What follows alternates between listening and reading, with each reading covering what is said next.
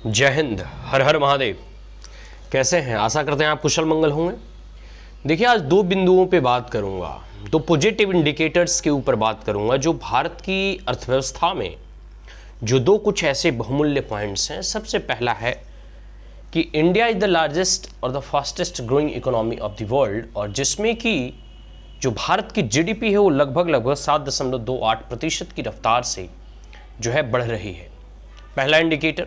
और दूसरा 2% का इन्फ्लेशन। देखिए, इन्फ्लेशन अगर बहुत अधिक हो जाए वह भी नुकसान है, और इन्फ्लेशन अगर ना रहे वह भी नुकसान है। तो अभी मॉडरेट कह सकते हैं, एवरेज कह सकते हैं, कमोबेश जो है 2% का इन्फ्लेशन सही, 2 से 3% का इन्फ्लेशन सही माना जाता है। ये दो कुछ ऐसे इंडिकेटर हैं जो यह इस बात को इंगित करता है, इस बात को दर्शाता है कि भारत की अर्थव्यवस्था अभी सही ट्रैजेक्टरी में और सही दिशा में जो है आगे बढ़ रही है, और आने वाले समय में जो है यह इसी प्रकार से भारत जो है प्रगति करते रहेगा। लेकिन कहीं ना कहीं इसके पीछे, इस भारत की बढ़ती हुई और उभरती हुई अर्थव्यवस्था के पीछे कहीं ना कहीं प्रेजेंट और मोदी गवर्नमेंट का बहुत बड़ा योगदान है। माने या ना माने, इसे एक्सेप्ट दुनिया और खास करके विपक्षी दलों के द्वारा किया जाए या ना किया जाए वह एक अलग विषय है, लेकिन बहुत सारे ऐसे पैरामीटर्स हैं जिससे आप भारत की अर्थव्यवस्था को जज कर सकते हैं। बहुत सारे ऐसे बिंदु हैं जिस पे आप अभी वर्तमान देश की आर्थिक स्थितियों के बारे में आप आकलन लगा सकते हैं, उसके बारे में आप जो है समझ सकते हैं। ये हमने आपको पहले ही एक दो एग्जाम्पल आपको दिया, एक दो इंडिकेटर आपको दिया, पॉजिटिव इंडिकेटर।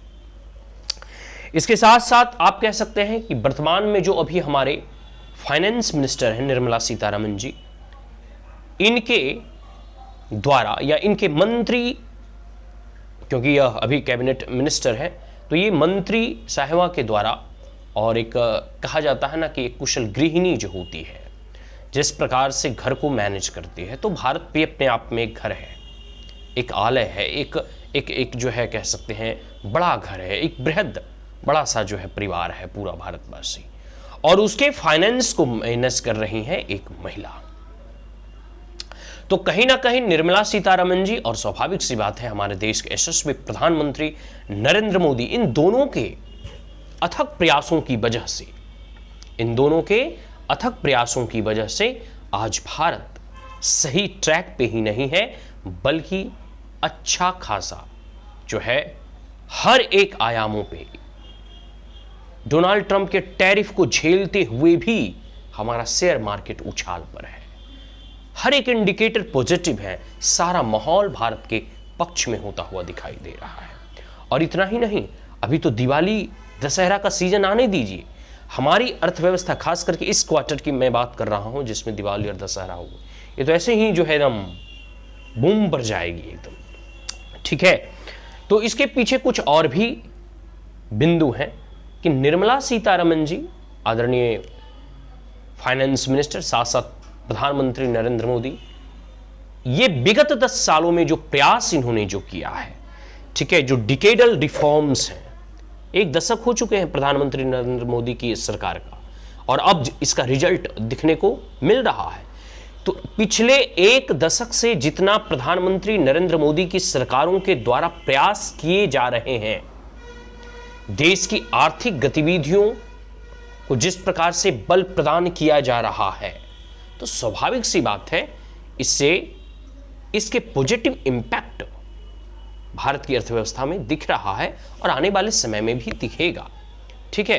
तो ये सब सारी चीजें हैं। दूसरा है फिजिकल डिसिप्लिन। फिजिकल डिसिप्लिन बहुत इंपॉर्टेंट फैक्टर होता है विदेशी इन्वेस्टर्स को अट्रैक्ट करने के लिए।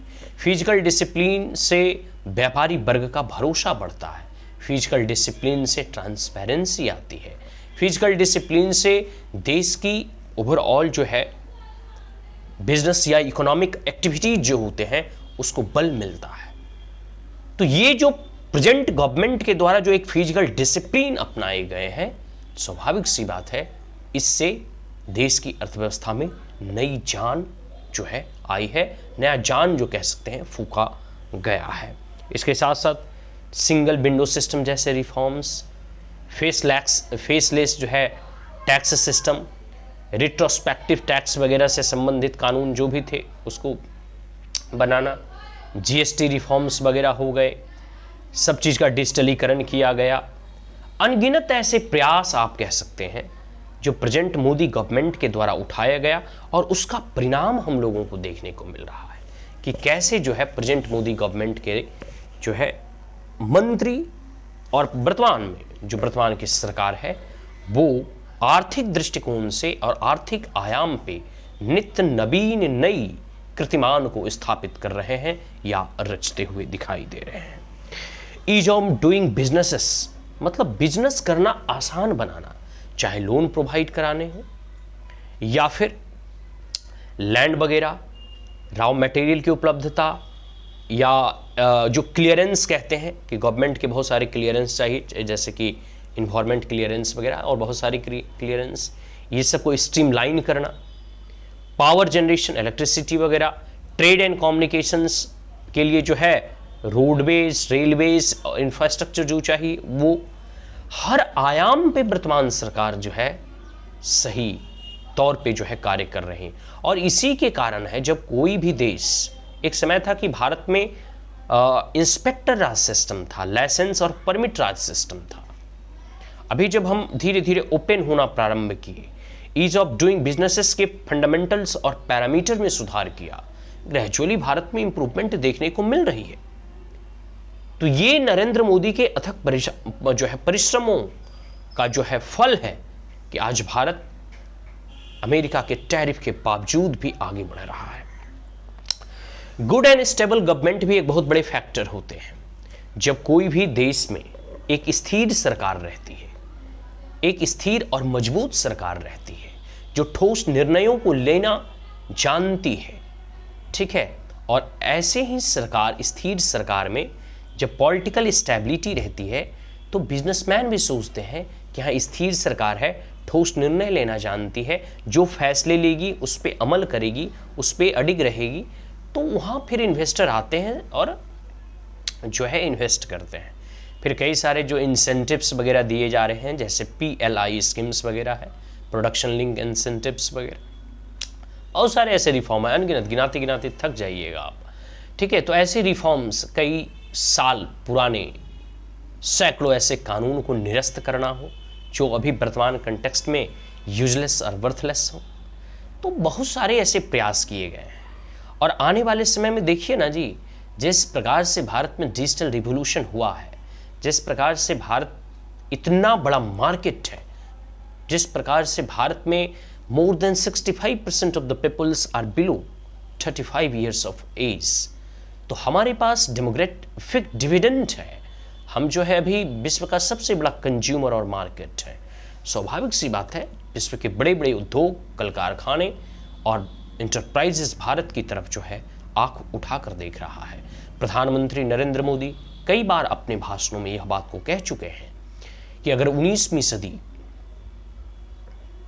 यूरोप की थी, 20वीं सदी अगर अमेरिका की थी, तो यह 21वीं सदी भारत का होगा।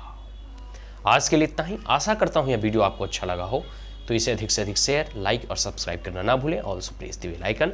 जय हिंद, हर हर महादेव।